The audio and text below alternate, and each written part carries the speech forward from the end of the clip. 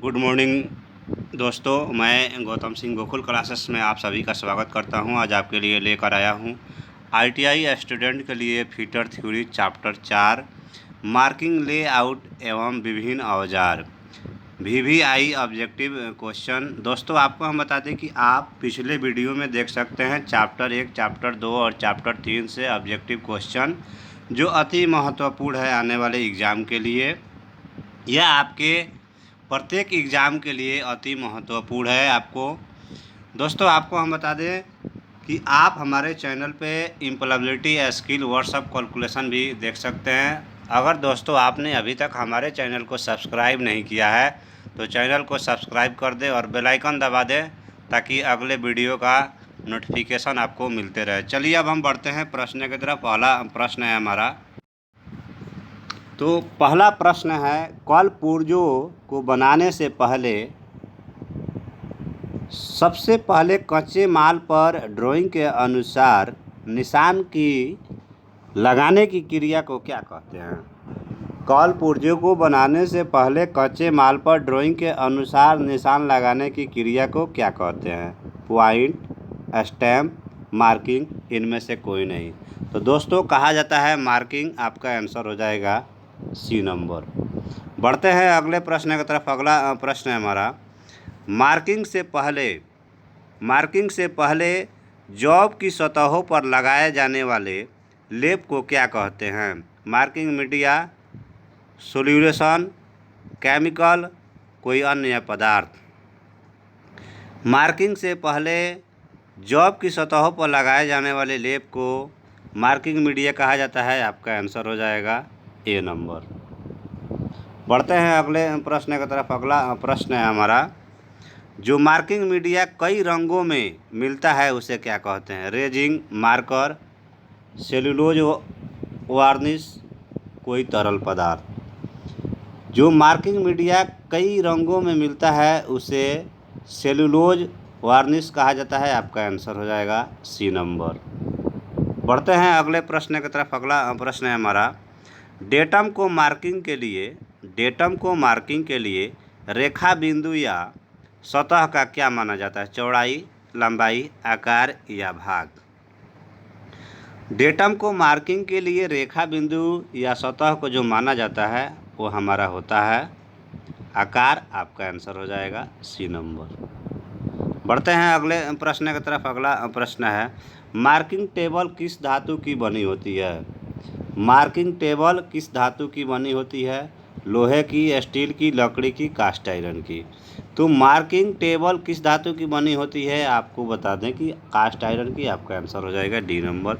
बढ़ते हैं अगले प्रश्न की तरफ। अगला प्रश्न है, इनमें से कौन सा मार्किंग मीडिया नहीं है? चक पाउडर, पेंट, सेलुलोज वार्निश या पर्सनल ब्लू। दोस्तों आपको हम बता दें कि इनमें से कौन सा मार्किंग मीडिया नहीं है, तो पेंट है। आपका आंसर हो जाएगा पेंट, बी नंबर। बढ़ते हैं अगले प्रश्न की तरफ। अगला प्रश्न है हमारा, खुरदरी सतह पर मार्किंग के लिए कौन सी मार्किंग विधि अपनाई जाती है? सफ़ेदी, सेलुलोज वार्निश, नीले थोथे का घोल या पर्शियन ब्लू। दोस्तों आपको हम बता दें कि खुरदरी सतह पर मार्किंग के लिए सफ़ेदी मार्किंग विधि अपनाई जाती है। आपका आंसर हो जाएगा ए नंबर। बढ़ते हैं अगले प्रश्न की तरफ। अगला प्रश्न है, मार्किंग मीडिया के कितने प्रकार हैं? मार्किंग मीडिया के कितने प्रकार हैं? सफ़ेदी, सेलुलोज लौकर या कॉपर सल्फेट या उपरोक्त सभी। मार्किंग मीडिया के सेलुलोज लौकर है। आपका आंसर हो जाएगा बी नंबर।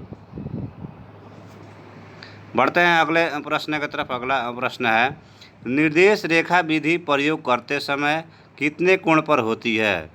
निर्देश रेखा विधि प्रयोग करते समय 90 डिग्री पर होती है। आपका आंसर हो जाएगा सी नंबर। बढ़ते हैं अगले प्रश्न की तरफ। स्क्राइबर द्वारा मार्किंग करते समय जॉब और स्क्राइबर के मध्य से 30 डिग्री से और कितने का तक कोण रखना चाहिए? 40, 50, 35 या 75। तो 35 डिग्री। आपका आंसर हो जाएगा सी नंबर। बढ़ते हैं अगले प्रश्न की तरफ। अगला प्रश्न है, स्क्राइबर द्वारा खींची लाइनों को स्क्राइबर द्वारा खींची गई लाइनों को पक्का करने के लिए किसका प्रयोग किया जाता है? तो स्क्राइबर द्वारा खींची गई लाइनों को पक्का करने के लिए डॉट पंच का प्रयोग किया जाता है। आपका आंसर हो जाएगा डी नंबर। अगला प्रश्न है हमारा, स्क्राइबर के सिरों के पॉइंट को कितने से कितने कोण पर ग्राउंड किया जाता है? स्क्राइबर के सिरों के पॉइंट को कितने से कितने कोण पर ग्राउंड किया जाता है? 10 से 12 डिग्री तक, 10 से 12 डिग्री तक, या 15 से 10 तक, या 30 से 35 तक, या 10 से 35 तक। दोस्तों आपका आंसर हो जाएगा 10 से 35 तक, डी नंबर। बढ़ते हैं अगले प्रश्न की तरफ। अगला प्रश्न है हमारा अगला प्रश्न है हमारा, विभाजक एक मार्किंग टूल है, उसके प्रयोग क्या है? तो विभाजन एक मार्किंग टूल है जिसका प्रयोग है स्टेपिंग। आपका आंसर हो जाएगा ए नंबर। बढ़ते हैं अगले प्रश्न की तरफ। अगला प्रश्न है, प्रकार का क्या कार्य है? वृत्त बनाना, चाप बनाना, मार्किंग या सभी? प्रकार का कार्य होता है वृत्त बनाना। आपका आंसर हो जाएगा ए नंबर। बढ़ते हैं अगले प्रश्न की तरफ। अगला प्रश्न है हमारा, कौन से स्क्राइबर की पूरी लंबाई में छेद बना होता है? कौन से स्क्राइबर की पूरी लंबाई में छेद बना होता है? मुड़ा scriber, offset scriber, straight scriber, या समोजिए स्लीव स्क्राइबर? तो समोजिए स्लीव स्क्राइबर में छेद बना होता है। आपका आंसर हो जाएगा डी नंबर। बढ़ते हैं अगले प्रश्न की तरफ। अगला प्रश्न है, स्क्राइबर का प्रयोग लिखिए। निशान लगाने के लिए, स्टैम्प के लिए, धातु पर रेखाएं खींचने के लिए, या किसी के लिए नहीं? तो स्क्राइबर का प्रयोग करते हैं धातु पर रेखाएं को खींचने के लिए। आपका आंसर हो जाएगा सी नंबर। बढ़ते हैं अगले प्रश्न की तरफ। अगला प्रश्न है हमारा, साधारण मार्किंग के लिए कौन से स्क्राइबर का प्रयोग करते हैं? साधारण मार्किंग के लिए कौन सा स्क्राइबर का प्रयोग करते हैं? ऑफसेट स्क्राइबर, स्ट्रेट स्क्राइबर, मुड़ा हुआ स्क्राइबर, या किसी का नहीं? तो स्ट्रेट स्क्राइबर आपका आंसर हो जाएगा बी नंबर।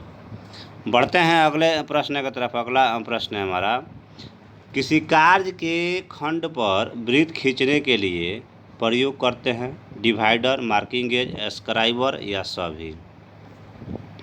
तो दोस्तों आपको हम बता दें कि किसी भी कार्यखंड पर वृत्त को खींचने के लिए डिवाइडर का प्रयोग किया जाता है। आपका आंसर हो जाएगा ए नंबर। बढ़ते हैं अगले प्रश्न की तरफ। अगला प्रश्न है हमारा, डिवाइडर के साइज इसे फलक्रम के केंद्र से कहाँ तक मापा जाता है, या कहाँ तक मापा जा सकता है? डिवाइडर के साइज इसे फलक्रम के केंद्र से कहाँ तक माप सकते हो? लंबाई तक, चौड़ाई तक, मिलीमीटर तक, या गेजिंग पॉइंट तक? तो दोस्तों आपका आंसर हो जाएगा गेजिंग पॉइंट तक। आपका आंसर हो जाएगा डी नंबर। बढ़ते हैं अगले प्रश्न की तरफ। अगला प्रश्न है, डिवाइडर आमतौर पर माइल्ड स्टील और कौन सी धातु के बने होते हैं? पिटवा लोहा, कास्ट आयरन, कार्बन स्टील, या क्लोज्ड ग्रेड कास्ट आयरन? तो डिवाइडर आमतौर पर माइल्ड स्टील और कौन सी धातु के बने होते हैं? तो हाई कार्बन स्टील के। आपका आंसर हो जाएगा सी नंबर। बढ़ते हैं अगले प्रश्न की तरफ। अगला प्रश्न है हमारा, सरफेस गेज का एक सिरा सीधा और नुकीला होता है और उसी तरह दूसरा सिरा कितने कोण पर मुड़ा होता है? सरफेस गेज का एक सिरा सीधा और नुकीला होता है और दूसरा सिरा कोण कितने पर मुड़ा होता है? 80, 90, 50, किसी पर भी नहीं। तो 90 डिग्री पर आपका आंसर हो जाएगा बी नंबर। बढ़ते हैं अगले प्रश्न की तरफ। अगला प्रश्न है, सरफेस गेज का दूसरा नाम क्या है? Universal gauge, scribing block, straight surface gauge, या कोई नहीं? तो दोस्तों आपको हम बता दें कि सरफेस गेज का दूसरा नाम है स्क्राइबिंग ब्लॉक। आपका आंसर हो जाएगा बी नंबर। बढ़ते हैं अगले प्रश्न की तरफ। अगला प्रश्न है हमारा, किस मापी उपकरण के द्वारा एक स्थिर जोड़ को संयुक्त किया जा सकता है? गेज द्वारा, डिवाइडर द्वारा, जैनिक कैलिपर की दोनों टांगों द्वारा या किसी से नहीं? तो दोस्तों आपको हम बता दें कि आपका आंसर हो जाएगा किसी भी माप उपकरण के द्वारा एक स्थिर जोड़ को संयुक्त किया जा सकता है।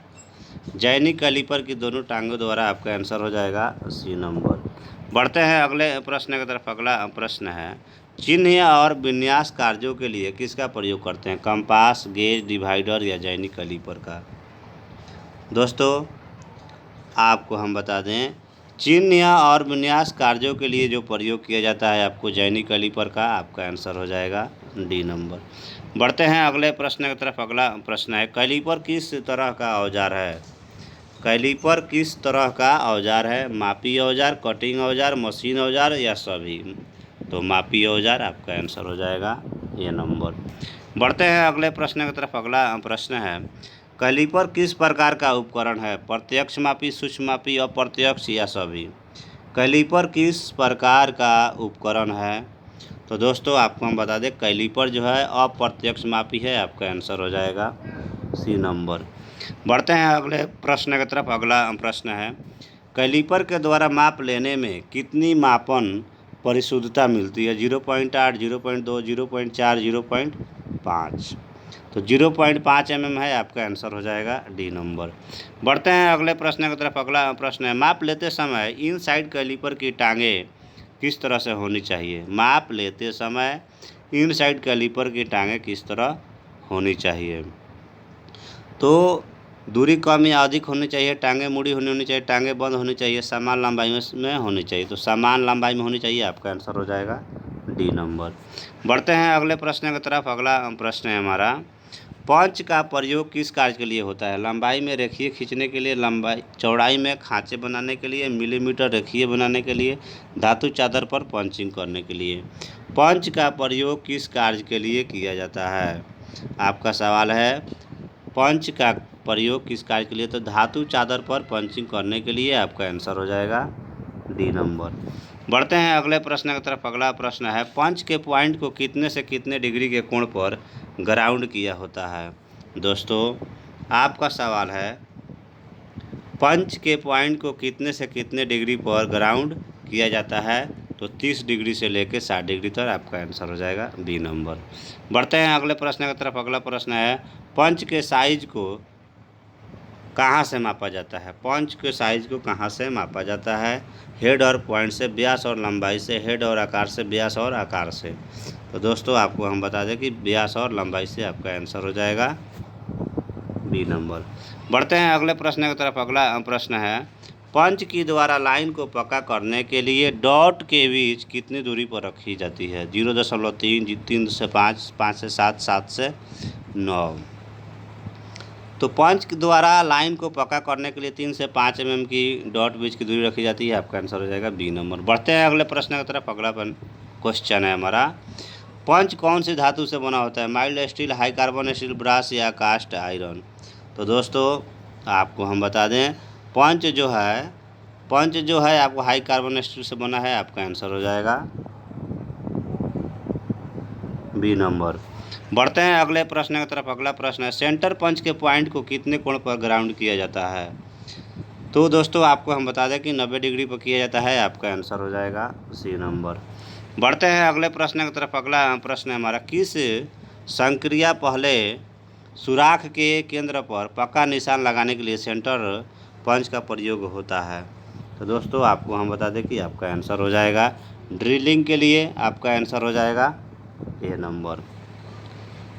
दोस्तों आपको ये वीडियो कैसा लगा? अगर वीडियो आपको अच्छा लगा तो वीडियो को लाइक करें, और चैनल को सब्सक्राइब नहीं किए हैं तो चैनल को सब्सक्राइब कर दें, ताकि अगले वीडियो का नोटिफिकेशन आपको मिलते रहेगा बेल आइकन दबाने से। दोस्तों आप हमारे चैनल पे इम्प्लॉयबिलिटी स्किल, मैथ का मॉडल सेट देख सकते हैं। थैंक यू दोस्तों, राधे राधे दोस्तों।